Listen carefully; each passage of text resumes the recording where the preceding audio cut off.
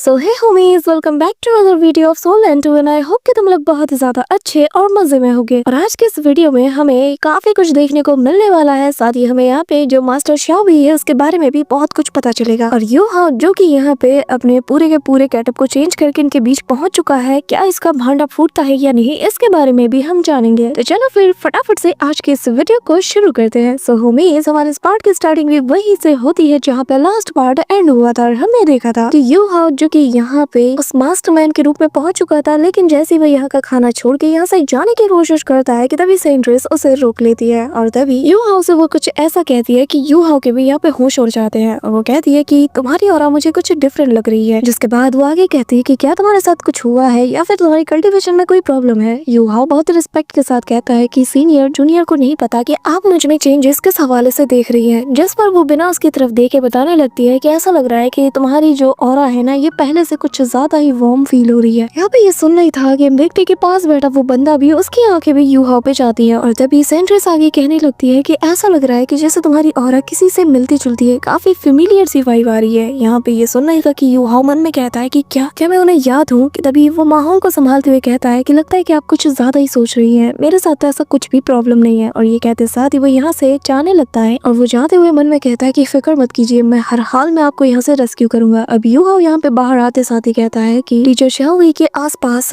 Holi spirit cult के काफी सारे टेंट मौजूद है, जहाँ पे उनके एल्डर भी मौजूद हैं, यानी कि इन लोगों ने यहाँ पे पूरी तैयारी करके रखी है। और इन लोगों के रहते टीचर शाओवी को यहाँ से रेस्क्यू करना बहुत ज्यादा मुश्किल होगा। मतलब कि ये पहले हमें इन लोगों को यहाँ से दूर ले जाना होगा। पर यू हाओ मन ने सोचता है कि आखिर ज़ोंगली वू और जो बाकी सब है, इन लोगों को वो यहाँ से दूर कैसे ले जाए। कि तभी यहाँ पे हम देखते हैं कि पीछे से जो सेकंड ब्रदर है वो कहने लगता है कि सेवंथ ब्रदर जरा रुको, मेरी बात तो सुनो, आखिर तुम्हें इतनी जल्दबाजी में कहाँ जाना है। कि तभी यू हाओ रुक जाता है और यू हाओ कहता है कि आखिर क्या बात है, जिस पे वो कहता है कि तुम अपना मास्क भूल गए थे। और तभी यहाँ पे हम देखते हैं कि ये जो सेकंड ब्रदर था ये पीछे मुड़ के देखता है कि इन्हें कोई फॉलो कर रहा है। तो वो यहाँ पे यू हाओ को बातों बातों में बताने लगता है कि होली स्पिरिट जो चर्च है ना, उसके जो मिलिट्री अफेयर्स है उसमें काफी बड़ा हाथ है, इसीलिए जो हमारे लीडर्स है उन्होंने जो डाउलू कॉन्टिनेंट के आसपास के इलाका है उनकी पोजीशन पे पेट्रोलिंग करने के लिए हमें चुना है और हमें भेजने वाले हैं किसी इंस्पेक्टर के रूप में, ताकि वहाँ पर हम श्रेक की जितनी भी पोजीशंस है उनके बारे में अच्छे से डिटेल्स में रिपोर्ट निकाल पाए। ये सुन के यू हाओ के दिमाग में आइडिया आता है और वो कहने लगता है कि अच्छा मिलिट्री इंस्पेक्टर, क्या बात है, ऐसा लग रहा है कि मेरे लिए इन लोगों ने रास्ते को बहुत ही आसान कर दिया है। जिसके बाद वो कहने लगता है कि इनकी पोजीशन भी बिल्कुल एग्जैक्ट लोकेशन पे है। अब यू हाओ कहने लगता है कि चलो फिर हमें जल्द से जल्द निकलना होगा। अब रास्ते में यू हाओ को यहाँ पे सेकंड ब्रदर बताने लगते हैं कि यहाँ पर 2 ऐसे एल्डर भी हैं जो कि हमें इजीली इसके अंदर जाने नहीं देंगे, तो हमें बहुत ही ज्यादा केयरफुल रहना होगा। और क्योंकि हम लोग एक इंस्पेक्टर के तौर पे जा रहे हैं तो ये लोग हमारा वहाँ पे बहुत ही अच्छे से स्वागत करेंगे। इसी के साथ सेकंड सोल इंजीनियरिंग कैंप का हमें सीन दिखाया जाता है, यानी कि जो सोल मास्टर कैंप था वहाँ पे हम देखते हैं जहाँ पे यू हाओ और जो सेकंड ब्रदर ये पहुंच जाते हैं और गू नाओ नाम का बंदा इन्हें आके यहाँ पे वेलकम करता है। यहाँ पे गू नाओ का जो कल्टीवेशन लेवल है वो कॉन्ट्रा दाउलू के बराबर था। ये देखकर यू हाओ काफी ज्यादा सरप्राइज था। यू हाओ जब इनके लॉन्ग रेंज के जो सोल गाइडिंग टूल्स को देखता है ना, तो उसके होश उड़ चुके थे। वो समझ चुका था कि ये लोग किस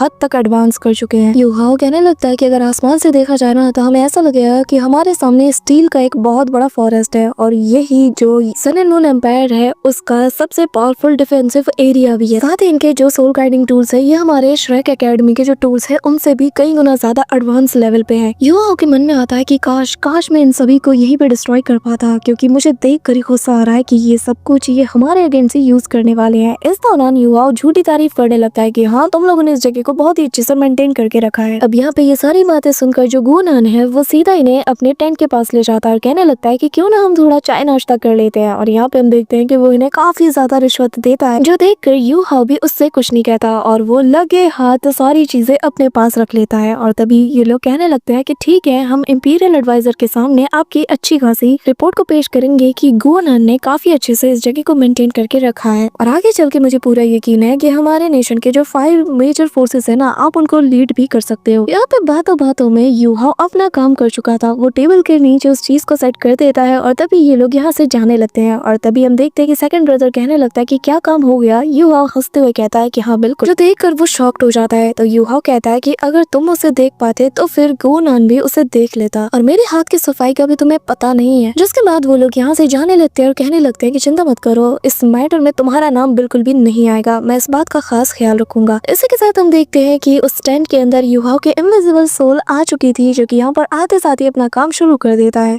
अब यहाँ पे हम देखते हैं कि यूहाओ अपने पास से उसी बॉक्स को बाहर निकालता है और तभी उसे याद आता है कि कैसे अलायंस वालों ने उससे कहा था कि अगर तुम लोग इस चैंपियनशिप को जीतते हो तो हमारी अलायंस की तरफ से तुम लोगों को एक स्पेशल टाइप का गिफ्ट मिलेगा। इसी के साथ जब यूहाओ इस चीज को देखता है तो वो कहने लगता है कि क्या ये लेवल 9 का mixed mount soul guided cannon shell है। इसी के साथ प्रेजेंट टाइम में यूहाओ उस लेवल 9 के soul guiding mixed cannon shell को बाहर निकाल लेता है और कहने लगता है कि इसे डिस्ट्रक्शन स्टॉर्म के नाम से भी जाना जाता है। यहाँ पे यूहाओ बताने लगता है कि इस डिस्ट्रक्शन कैनन इसलिए कहा जाता है क्योंकि इसके अंदर बहुत ही तादाद में एक्सप्लोसिव मेटल्स रखे हुए हैं। 1000 से भी ज्यादा मेटल बॉम्ब्स इसके अंदर ऑलरेडी यूज करके रखे गए हैं और एक बार ये पूरी तरीके से एक्सप्लोड कर जाए तो इसके अंदर के जो गोल्ड बॉल्स है वो बाकी सारे फ्रेगमेंट्स के साथ चारों ओर बिखेर जाएंगे, जो कि सेकेंडरी एक्सप्लोजन को ट्रिगर करेगा जैसे ये किसी मेटल के कांटेक्ट में आएगा। इसी के साथ यूहाओ इसे एक्टिवेट करते हुए मन में कहने लगता है कि एक बार ये पूरी तरीके से एक्टिवेट हो जाए उसके बाद पूरा का पूरा ये जो आइलैंड है ये लावा के अंदर नजर आएगा। अब यहाँ से यूहाओ भी रवाना हो जाता है। तभी हम यहाँ पर गुआनान को देखते हैं जहाँ पर वो आंखें बंद करके अपने सुनहरे ख्वाब देख रहा था कि भाई 2 एक्सपर्ट जब मेरे लिए रिकमेंडेशन करेंगे ना तो मुझे जल्द से जल्द प्रमोशन हासिल हो ही जाएगी। यहाँ पे वो काफी ज्यादा खुश हो रहा था और जैसे ही वो कैंप के अंदर वापस आता है वो कुछ फील करता है और तभी वो कहता है कि आखिर ये क्या है, मुझे ऐसा क्यों लग रहा है कि मेरे दिल ने जैसे धड़कना बंद कर दिया, आखिर मुझे इतने बड़े खतरे का आभास क्यों हो रहा है। कि तभी यहाँ पर वो सीधा सभी को डिफेंसिव फॉर्मेशन को एक्टिवेट करने का ऑर्डर देता है। सभी लोग यहाँ पे डिफेंसिव पोजीशन में भी आ जाते हैं और जैसे ये टेंट के अंदर दौड़ते हुए जाता है लेकिन तब तक देर हो चुकी थी। यहाँ पर हम देखते हैं कि लेवल 9 के इस टूल ने अपना कमाल दिखा दिया था। इतना ह्यूज एक्सप्लोजन होता है कि इसके चपेट में आने वाली हर एक चीज को वो पलंग झपकते ही जला के राख कर देता है। यहाँ पे ये जो इतना बड़ा एक्सप्लोजन होता है इसके चलते जो बैरियर लगा था ये भी पूरी तरीके से क्रश कर जाता है। यहाँ पे हम देखते हैं कि जो दूर मौजूद आर्मी कैंप था वहाँ के लोग भी इसे फील कर पाते हैं। तभी यहाँ पे जनरल आगे आते हैं और कहने लगते हैं कि आखिर यहाँ पे क्या हुआ। अब यहाँ पे हम देखते हैं कि यूहाओ और वो जो सेकंड ब्रदर था ये लोग ऑलरेडी यहाँ पे आ चुके थे। सभी लोग इस बारे में बातचीत कर रहे थे कि आखिर ये कौन सी लोकेशन है। कि तभी आसपास के लोग ये नजारा देखकर काफी जोर जोर से हंस रहे थे। उन्हें लग रहा था कि शायद ये दुश्मनों के साथ हुआ है। अब यहाँ पे टीचर शाओवी भी आ जाती है। कि तभी यहाँ पे यूहाओ कहने लगता है कि ये जो एक्सप्लोजन था ये तो मेरी उम्मीद से भी कई गुना ज्यादा खतरनाक निकला। इसी के साथ वो आगे कहता है कि अब बारी है हमारे प्लान को शुरू करने की। कि तभी हम देखते हैं कि जो हेवनली सोल एम्पायर की तरफ से अटैक है वो भी शुरू हो जाता है। यहाँ पे ज़ूलिंग जब ये नजारा देखता है तो वो भी हैरान था और कहने लगता है कि इस टाइम पर हेवनली सोल एम्पायर ने अटैक किया। हाँ, तभी यहाँ पर उसका जो जनरल था वो बताने लगता है कि पर मास्टर यहाँ पर जिस डायरेक्शन से ये अटैक हुआ है यहाँ पर तो हमारा जो सेकंड सोल इंजीनियरिंग कैंप मौजूद है, लगता है कि वहाँ पर कुछ बहुत बुरा हुआ है। और एक्सप्लोजन देख के मैं बता सकता हूँ कि हो सकता है कि शायद ये लेवल 9 के किसी fixed mount soul guiding shell की मदद से किया गया है। अब यहाँ पे एक लेवल 9 के टूल का सुनते साथ ही उसका दिमाग खराब हो जाता है। वो कहने लगता है कि आखिर इतनी खतरनाक चीज यहाँ आई कैसे। अब यहाँ पर डिस्कशन के लिए वो सारे के सारे एल्डर्स को अपने साथ बुला लेता है और बाकी सबको यहीं पे रहने का ऑर्डर देता है। कि तभी हम देखते हैं कि यहाँ पे सेंट्रेंस यानी कि शाओवी के पीछे जो बंदा था वो भी यहाँ से चला जाता है, जो देखकर यूहाओ सेकंड ब्रदर से कहता है कि मेरे ख्याल से मुझे जो कमांड टेंट है वहाँ पे जाके थोड़ा चेक करना चाहिए। जिस पे वो कहने लगता है कि हाँ बिल्कुल। अब यहाँ से यूहाओ जैसे ही चला जाता है तो थर्ड ब्रदर और जो बाकी लोग थे वो कहने लगते हैं कि यार ये मास्टर मैन कुछ ज्यादा ही वियर्ड नहीं हो रहा। वैसे तो इससे एक काम बोलो तो इसे मौत आती है, लेकिन आज देखो कितना बढ़ चढ़ के हिस्सा ले रहा है। अब यूहाओ यहाँ पे सीधा पहुंच जाता है उसी कमांड टेंट के पास जहाँ पे वो फील कर पाता है कि यहाँ पर एक पावरफुल मेंटल बैरियर को लगाया गया है। अब यूहाओ का असली खेल यहाँ शुरू होता है। हम देखते हैं कि उस टेंट से वो गेट अपीयर होता है जिसके अंदर हमारे सारे लोग मौजूद थे। कि तभी यहाँ आसपास काफी सारे स्नोफ्लेक्स नजर आते हैं, जो देखकर सेकंड ब्रदर कहने लगता है कि क्या इस सीजन में और वो भी बर्फबारी। यहाँ पे हम देखते हैं कि हमारा गोलू मोलू शाओवी अचानक से इनके सामने अपीयर होता है। आते साथ ही वो यहाँ पे इनके एक टूल को निपटा देता है और तेजी से दहाड़ मारता है। यहाँ पे हम देखते हैं कि वो आते साथ ही सेकंड ब्रदर पे हमला कर देता है, जो देखते साथ ही वो भी अपने अटैकिंग पोजीशन में आ जाता है और अपनी ट्रू फॉर्म को रिवील करता है। और ऐसे ही हम देखते हैं कि बाकी सारे लोग भी अपनी पावर को अनलीश करते हैं और डिफेंसिव पोजीशन में आ जाते हैं। उस बैरियर को भी लगा दिया जाता है और तभी यहाँ पे शाओवी सबसे पहले इनके ऊपर काफी सारे आइस क्रिस्टल से हमला करता है, जिसे देखते साथ ही यहाँ पर जो फोर्थ एल्डर था वो यहाँ पे अपने उन्हीं ब्लेड्स का वो यूज करता है। अब यहाँ पे हम देखते हैं कि श्रेक एकेडमी के जो दूसरे एल्डर है वो भी मैदान में उतर जाते हैं। यहाँ पर उनका गोल्डन फिनिक्स आते साथ ही धमाल मचाता है। थर्ड एल्डर की तो हालत खराब कर देता है और तभी हम देखते हैं कि एल्डर अपने फिनिक्स के जरिए से काफी सारे अटैक करते हैं, लेकिन ये लोग अपने आसपास बैरियर बना लेते हैं। लेकिन तब मैदान में आती है सिस्टर ये वो भी यहाँ पर इन लोगों पे कहर बन के टूटती है। यहाँ पे हम देखते हैं कि सभी लोग मैदान में उतर चुके थे। शाओ शाओ यहाँ पर अपने सारे के सारे बीस्ट को मैदान में उतार देती है। यहाँ पे हम देखते हैं कि नैनैन और जो अपने सांशी है ये लोग तो अलग ही जलवा यहाँ पे दिखा रहे थे। सभी लोग बहुत ही अच्छे से फाइट कर रहे थे और इन सभी को धूल चटा रहे थे। यहाँ पे हम एल्डर दा की उसी फिनिक्स का भी कमाल देखते हैं, जहाँ पर भाई साहब गोल्डन फिनिक्स ने तो अकेले इन तीनों को हैंडल कर लिया था। इनके ऊपर वो अपने फ्लेम से भी अटैक करता है, जिसके चलते ये लोग मजबूर हो जाते हैं।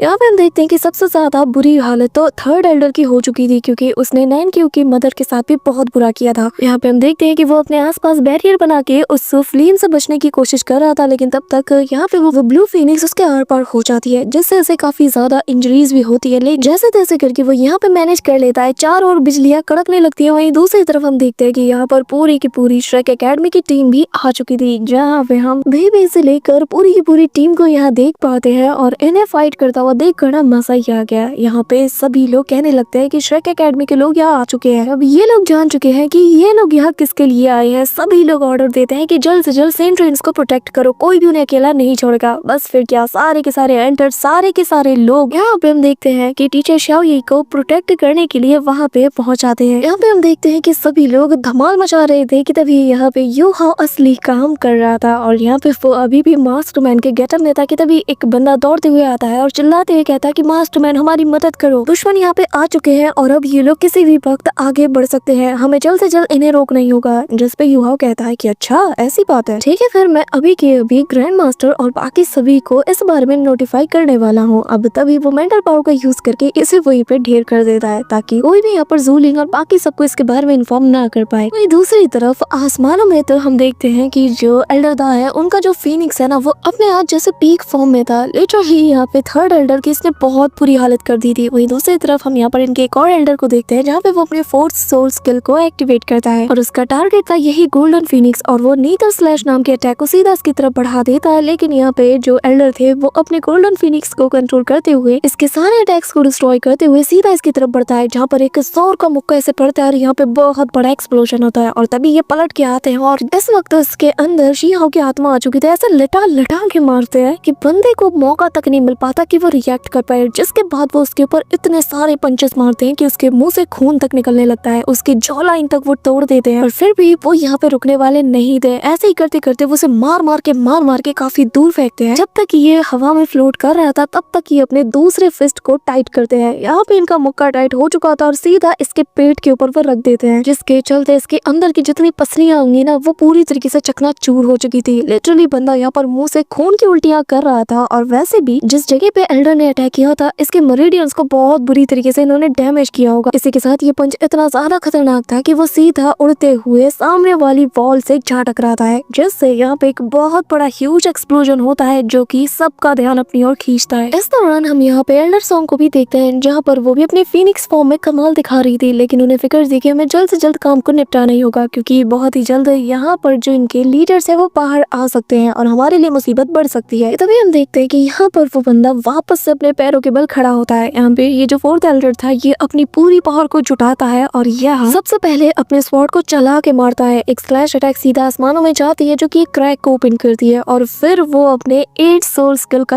यूज करता है जो कि नेदरवर्ल्ड आर्म स्वेरिंग स्लैश। और यहाँ हम देखते हैं कि जायंट सा हाथ आता है। इसके बाद एक दूसरा आर्म भी यहाँ पे आता है, दोनों के हाथ में वेपन होती है और दोनों यहाँ पे अपनी तलवार को चला के मारते हैं ताकि यहाँ पे एल्डर दा को ये लोग इसके जरिए से बीच से काट पाए। यहाँ पे जैसे ही वो कमांड देता है उसके दोनों जायंट से आर्म उन वेपन्स को लेकर सीधा घुमाते हैं और यहाँ पे एल्डर दा को पूरी तरीके से इसमें से जकड़ लेते हैं। एल्डर दा जिनके आसपास उनका जो गोल्डन लाइट से बना हुआ बैरियर लगा हुआ था, जो देखकर यहाँ पे वो जो एल्डर था वो भी कह उठता है कि मानना पड़ेगा तुम्हारी ये लाइट एंड फिनिक्स फायर की पावर बहुत ही ज्यादा कमाल की और इनके कॉम्बिनेशन के जरिए से तुम मेरे स्वॉर्ड अटैक को रोक पा रहे हो, वरना तो तुम कब कब मारे जाते हैं। लेकिन कोई बात नहीं, मैं तुम्हारा काम जल्दी खत्म कर दूंगा। ये सुनकर हम देखते हैं कि एल्डर हंसते हैं और तभी वो यहाँ पे अपने पावर्स को गैदर करने लगते हैं और कहते हैं कि मजाक अच्छा था, लेकिन अब बारी आ गई है कि तुम्हें दिखा दिया जाए कि क्यों मुझसे लोग इतना ज्यादा डरते हैं और तुम शाओजी इस नाम को कभी भी नहीं भूल पाओगे। मैं तुम्हें दिखाता हूँ कि यान शाओजी जो कि 96 रैंक का एक हाइपर डाउलू है उसकी असली ताकत क्या है। और तुम्हें क्या लगता है कि मैं एक लेवल 93 के इविल सोल मास्टर से फाइट करने के लिए अपने एट्रीब्यूट्स पावर पर डिपेंड रहूंगा। हाँ, ये कहते हुए हम देखते हैं कि वो उसके उस नीडर स्वॉर्ड को ही पूरी तरीके से शेडेड कर देते हैं और तभी कहने लगते हैं कि तुम्हें थोड़ा अपनी हद में रहना चाहिए। कि तभी यहाँ पे जो थर्ड एल्डर था वो यहाँ पे आ जाता है और कहने लगता है कि ग्रीन डाउलू मैं तुम्हें अवेंज जरूर करूंगा, और फिर वो अपनी 9th सोल स्किल को एक्टिवेट करता है जहाँ पे वो बादलों के बीच गायब हो जाता है अगले ही पल। और तभी वो thunder punishment of evil shine नाम की टेक्निक का यूज करता है जहाँ पे वो चिल्लाते हुए कहता है कि अब तुम मेरी ताकत देखोगे। यहाँ पे हम देखते हैं कि काफी कड़ाकेदार बिजलियां आसपास गिरने लगती हैं। यहाँ हम देखते हैं कि काफी सारे जो थंडर ड्रैगन्स होते हैं वो एक साथ एल्डरहॉर्न की तरफ रवाना हो जाते हैं। यहाँ पे हम देखते हैं कि वो फिनिक्स फॉर्म में थी तो वो उन सारे ड्रैगन से डॉज करते हुए इससे काफी दूर जा रही थी, लेकिन ये जो थंडर ड्रैगन थे उसका पीछा नहीं छोड़ते। पर तभी पलक झपकते ही वो उसके काफी ज्यादा क्लोज पहुंच जाती है और अपने पंजे से थर्ड एल्डर को पूरी तरीके से जकड़ने ही वाली थी कि तभी थर्ड एल्डर भी इसकी स्पीड को देखकर चारों खाने चित रह जाता है। वो कहता है कि क्या इतनी तेज, लेकिन यहाँ पे हम देखते हैं कि तब तक उसके बाकी के टेंटिकल्स भी उसे जकड़ने के लिए पहुंच चुके थे। जिसे देखते साथ ही यहाँ पे एल्डर ज़ॉम्बी अपने काफी सारे फिनिक्स क्लोन का यूज करती है और अगले ही पल 4-5 फिनिक्स क्लोन से सीधा उसके हर एक अटैक को डिस्ट्रॉय करते हुए यहाँ से निकलने लगते हैं और एक फिनिक्स तो थर्ड एल्डर को भी दूर छटक देता है। लेकिन तभी एल्डरहॉर्न की नजर जाती है यहाँ पर उसी सेंट्रेस यानी कि तांगिए पे, और तभी यहाँ पे वो 7 ब्लैक और 1 रेड सोल रिंग्स को देखती है और वो हैरानी के साथ कह होती है कि आखिर होली स्पिरिट कल्ट कौन से ऐसी सीक्रेट टेक्निक का यूज कर रही है और कौन से ऐसे राज को दबाए बैठी है कि उनके पास ऐसी टेक्निक है कि जिसके चलते इन लोगों ने सोल रिंग्स का जो ग्रेड है इसे ही कम्प्लीटली चेंज कर दिया। इस दौरान वो यहाँ पर आसपास के लोगों पे हमला करना भी शुरू कर देती है जहाँ पर उसे देखते साथ ही बेबी कहने लगता है कि शाओई ऐसा मत करो, जिसके बाद अब वो उसके ऊपर हमला करने निकल पड़ती है। वहीं दूसरी तरफ हम देखते हैं कि यूहाओ के बाकी के जो टीममेट्स थे और बाकी के लोग थे ये सभी लोग इन सोल गाइडिंग टूल्स को डिस्ट्रॉय करने में लग जाते हैं और ये चीज ना देखने में बहुत ही सेटिस्फाइंग लगती है जहाँ पर वो एक एक इनके टूल को अपने स्वॉर्ड से ही काटता चला जाता है। इसी के साथ वो यहाँ पे अपने स्टार डोमेन डस्ट नाम की टेक्निक का यूज करता है और मल्टीपल स्वॉर्ड क्लोन्स को इनके उस जायंट गेट पर लगे सारे के सारे उन टूल्स के ऊपर उतार देता है, जो कि दिखने में काफी ज्यादा सेटिस्फाइंग लगता है। इस दौरान यहाँ पे हम देखते हैं कि पीछे से जो 2 जायंट बीस्ट थे वो यहाँ पे इन पे हमला करने के लिए आ जाते हैं, लेकिन तब तक सिस्टर ये कोई आती है, घुमा के एक स्लैश अटैक सीधा इनकी तरफ बढ़ा देती है, जिसके चलते वो दोनों सोल मास्टर बहुत बुरी तरीके से इंजर्ड हो जाते हैं। और तभी वो एंग्लिक प्योरिफिकेशन नाम की टेक्निक का भी यूज करती है जो कि इतने प्योर लाइट को यहाँ पे रिवील करती है कि जितने इविल मास्टर होते हैं उनका जो यहाँ पे क्लोन होता है या फिर उनकी जो रियल बॉडी होती है वो इसके आगे टिक नहीं पाती। सेकंड्स में ये सभी नथिंगनेस में बदल जाते हैं कि तभी इनक्यू मैदान में आती है जो कि अपने एनाहिलेशन क्लॉ नाम की टेक्निक का यूज करते हुए यहाँ पर एक साथ काफी सारे लोगों को धर लेती है और इसके रास्ते में जितने भी लोग आते हैं वो उन्हें भी निपटाते हुए आगे बढ़ जाती है। ऐसे ही बाकी सभी लोग भी अपने अपने सारे के सारे वेपन्स को इनके अगेंस्ट उतार देते हैं कि तभी यहाँ पे हम बेबी को देखते हैं जो कि यहाँ पर शाओई से कहने लगते हैं कि जरा अपनी आंखें खोलो शाओई, ये मैं हूँ, क्या तुम वाकई में मुझे नहीं पहचानते। लेकिन हम देखते हैं कि यहाँ पर तो वो अंधाधुन उस पे बस अटैक पे अटैक किए जाती है, जिसे देखते साथ ही अब यहाँ पे बेबी को भी अपने 6th soul skill dragon ember realm quick नाम के अटैक का यूज करना ही पड़ता है। और यहाँ हम देखते हैं कि जो टेंटिकल्स अभी उसे जकड़ने वाले थे अचानक से वो खुद को इनके जरिए से फ्री कर लेता है। लेकिन तब तक बाकी के 4 लोग भी बेबी पे ऊपर हमला करने के लिए आते हैं, लेकिन तभी सांशी यहाँ पे अपने टर्टल शेल के साथ पहुंच जाता है और बेबी की जान बचा लेता है और कहता है कि बेबी आखिर तुम कर क्या रहे हो, क्या तुम्हें मरना है। कि तभी दोनों यहाँ पर अपने अपने रास्ते निकल जाते हैं। लेकिन इस दौरान हम शाओई को देखते हैं जहाँ पर उसके टेंटिकल तो अब एक रौद्र रूप धारण कर लेते हैं। तो उम्मीद हमारा आज का ये पार्ट तो यहीं पे एंड होता है, लेकिन गाइस हमने हमारे फेसबुक पेज पे बियॉन्ड द टाइम के 2nd एपिसोड को भी अपलोड कर दिया है, तो जाके चेकआउट जरूर कर लेना, जिसका कि लिंक तुम्हें कम्युनिटी पोस्ट में मिल जाएगा। So that's it for today guys. I hope कि तुम सबको आज की वीडियो काफी ज्यादा पसंद आई होगी। अगर हाँ तो वीडियो को लाइक करना, चैनल पे नए हो तो सब्सक्राइब करना। तो मिलते हैं नेक्स्ट वीडियो में, तब तक के लिए बाय।